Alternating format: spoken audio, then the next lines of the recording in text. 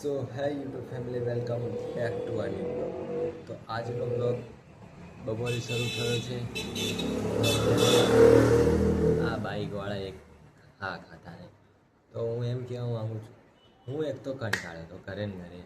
અત્યારે મહિનો 2 મહિનાથી ઓફિસ હતો, હવે એકદમથી ઘરે બેઠો છું તો કંટાળો આવી ગયો હતો. આખે યાર અત્યારે થોડુંક સારું છે પહેલાં કરતાં.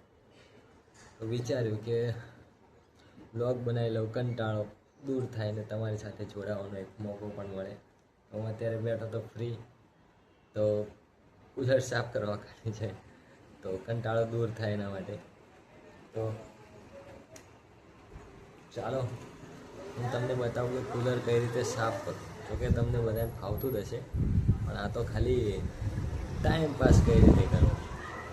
બધા સૂતા છે તો મેં દરવાજો બંધ કરીને વિડીયો ચાલુ કર્યો. હું બતાવું 2 મિનિટ રહું, દરવાજો ખોલીને બહાર જાઉં. દાદાને બધા સૂતા હે, ખાલી ખોટું કે છે હું કરે, હું બોલ કરાવી રહ્યું. 2 મિનિટ હું તમને મળું થોડી ઘણી.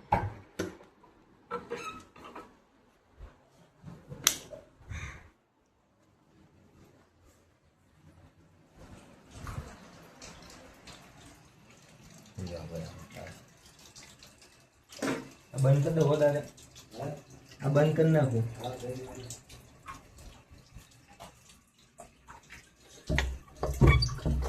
કઈ કામ જ કેજો.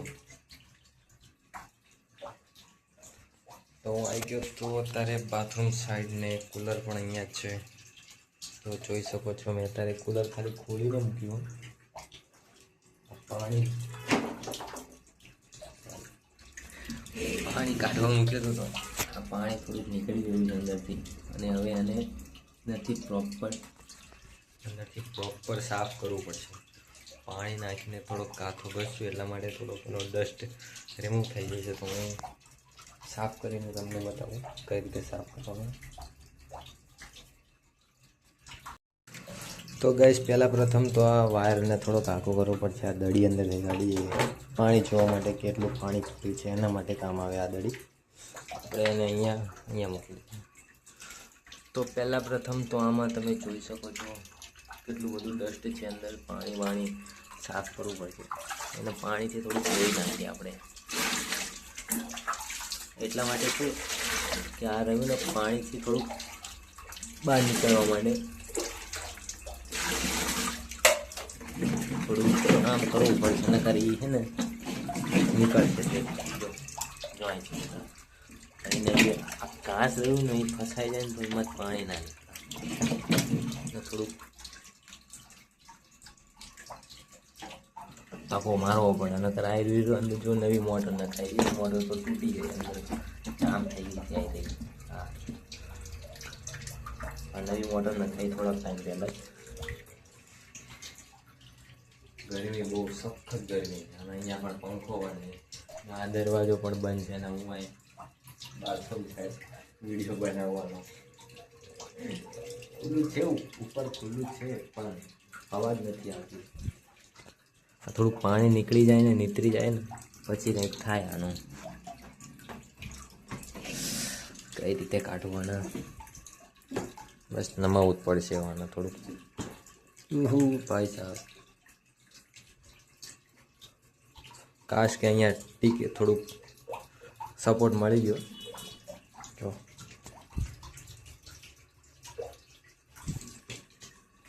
આ પડી ના જાય તો સારું. અહીંથી જો પગથી પકડી રાખ્યું એને.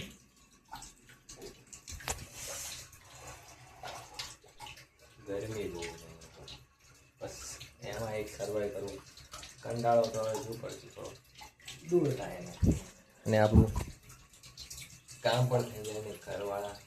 ઘરના એમ કે મમ્મી પપ્પા કે ના સાફ કરી નાખીએ. પાણી હું એક વાત કહું, કુલર અઠવાડિયામાં 1 વાર 2 વાર સાફ કરવું જરૂરી છે. કારણ કે એ જે પાણી છે ને ગંદુ હોય, એનું કારણ આપણે બીમાર પણ પડી શકીએ. મારી સાથે થયું પણ છે એકવાર. હું બીમાર પડી ગયો એકદમ. મચ્છરનો શું કહેવાય ને, પાણી વધારે દિવસો સુધી પડ્યું રહે કે વાપરીએ ગમે XYZ, પાણીમાં મચ્છર થઈ જાય એટલા માટે સાફ કરવું જરૂરી છે અને સાફ કરી નાખવું અઠવાડિયામાં 2 કે 3 સાફ કરી નાખવાનું. આ એક કહું કોઈ એક સારી સલાહ કંટાળા સાથે સાથે સલાહ પણ જરૂરી છે. જોઈ શકો છો પાણી તો ઓલમોસ્ટ ખાલી થઈ ગયું છે. અમારે તો અહીં 24 કલાક પાણી જ આવતું રહે. જો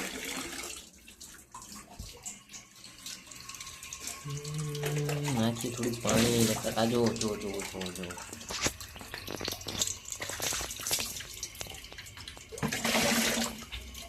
કેટલું ભાઈ સાહેબ, કેટલો ગંદુ જામ જો પાણી. મારી સિવાય તો કોઈ કુલર અડતું નહીં. થોડી વારમાં હું બતાવું તમને કે સાફ થોડું અને પોઝી આમ કમ્પ્લીટ કરીને બતાવું તમને કે કઈ રીતે આગળ પ્રોસેસ કરું છું. તો ગાઈઝ અંદરનું જે સાફ કરવાનું છે ધૂળ નહીં એના માટે જો આ બધું સાફ કરવા માટે આ વચ્ચે ના તો આને ખોલવું પડશે. ઓલી બાજુના તો 2 સ્ક્રૂ ખુલી ગયા હતા, મેં બતાવ્યા નહીં પણ ખુલી ગયા ગમે એમ. તો આ જો ટ્રાય મારીએ ખુલે તો ઠીક છે. હા ખુલી તો ગયું, ટ્રાય તો કર્યું હતું ખોલવાનું, ઢીલું થઈ ગયું એટલા માટે ખુલી ગયું.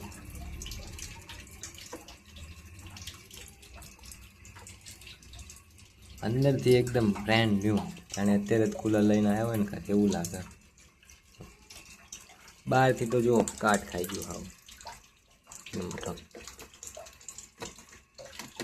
જો આ ખુલી ગયું તો ઠીક છે, નકર પછી હા જો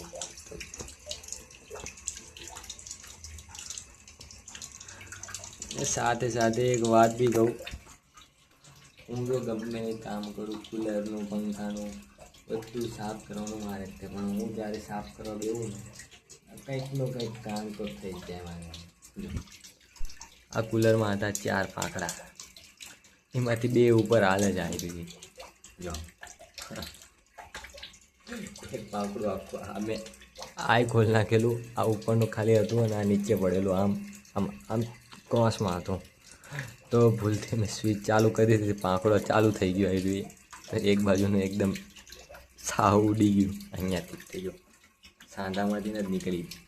તો પછી દુકાને ગયા તો એ દુકાનવાળાએ એમ કીધું કે બીજી બાજુનું આ બાજુ એની ઓપોઝિટ સાઈડનું કાપી નાખો તો તમારો પંખો એકદમ ફ્રી થઈ જશે ને હવા પહેલાં જેવી જશે પણ થોડુંક ધીમો પડે છે. જોઈ શકો છો.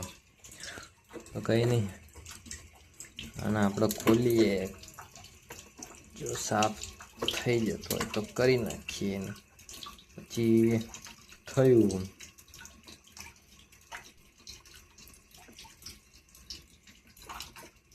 ખોલી તો ગયો, માન રાખી દીધું મારું. ક્યાં ગયો બીજો?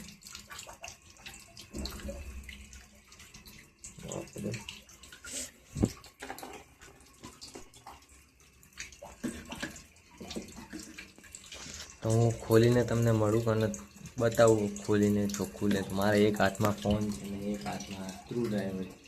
જે ગીતાભાઈ જોઈ શકો છો એકદમ બધું પંખો બધું ખોલીને અહીંયા મૂકી દીધું છે. અને હા, મોસ્ટ ઇમ્પોર્ટન્ટ, તમે કોઈ બી પાણીની વસ્તુઓ ગમે મને એવું લાગે છે એટલા માટે હું નાખું છું.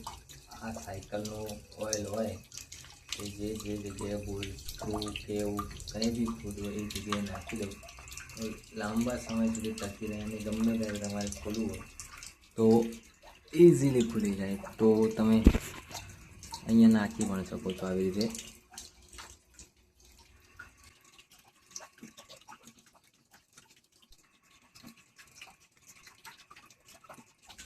થોડું થોડું નાખી દેવાનું તો શું લાંબા સમય સુધી આ પાણીમાં રહે તો તમારે ખોલવું હોય તો ગમે ત્યારે ખોલી પણ શકો. તો ગાઈસ આ છે કુલરનું કુલર પેડ છે. આ છે બધું ઘાસને આમાં કુલરની અંદરથી જે બી પાણી આમાં ચારે બાજુ પલળે પાણીથી એટલા માટે ઠંડી હવા ફેંકે છે. તો આ બાજુ પાણી પડે છે ને આ બાજુ, આને આપણે સાફ કરવું જરૂરી છે. આને પણ થોડું પલાળી દેવાય, એમાં જે બી કચરો ડસ્ટ રહેલી હોય એ થોડી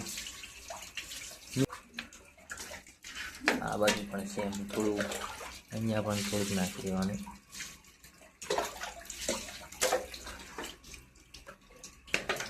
થોડુંક નીતર આમ કરો એટલે જ બધામાં પાણી જતું રહે. તો ગાઈસ પછી આને થોડું થોડું ઘાસ જે બહાર નીકળ્યું છે એને આમ અંદર થોડુંક દબાઈ દેવાનું.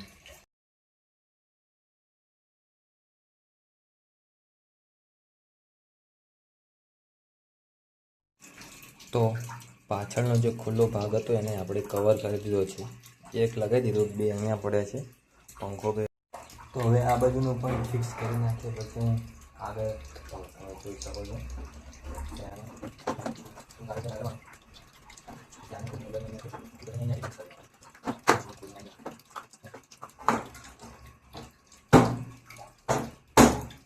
ડન છે. ઓલી સાઈડનું એક સ્ક્રૂ છે એને ફિટ ત્યાં સુધી એમાં પાણી ભરી દઈએ અને એકદમ પેક કરી દઈએ પછી ડન છે. અને આ પંખો ફિટ થઈ જાય. બહુ જ મુશ્કેલથી આવી ગઈ.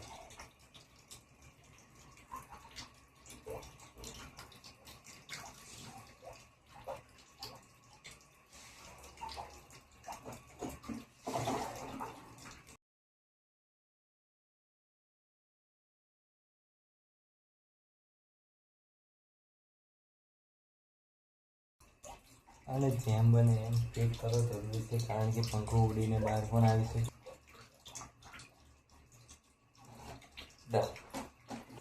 આમાં પાણી નાખી દઈએ ને પછી આ બાજુનો પણ પેડ ફિટ કરી દઈએ એટલે કુલર ડન છે આપણો.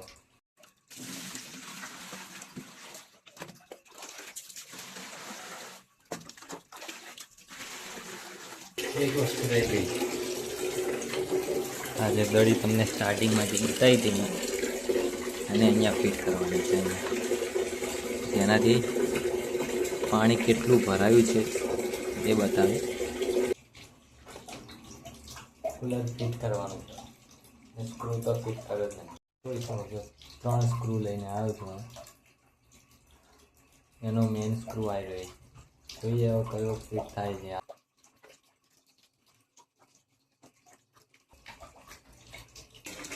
હજી એક કામ બાકી છે, આને લઈ જઈને ચાલુ કરવાનું. કુલર ચાલુ કરીને બતાવું, જો થઈ જાય તો ઠીક.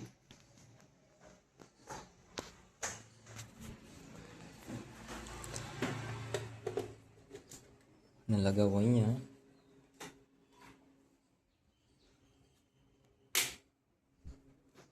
હજુ નથી થયું ચાલુ. પહેલાં પાણી, હા પાણી ચાલુ થઈ ગયું. ગરમ જ્યાં ફરે છે એ બી ચાલુ થઈ ગયું, જોઈ શકો છો તમે. જોજો હવે આમ પર છે. આ ડન છે. હવે આને ચાલુ કરીએ.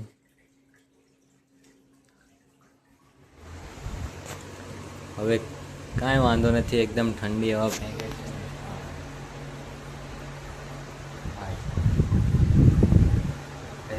કુલર પણ રેડી, આપણો ટાઈમ પાસ પણ થઈ ગયો.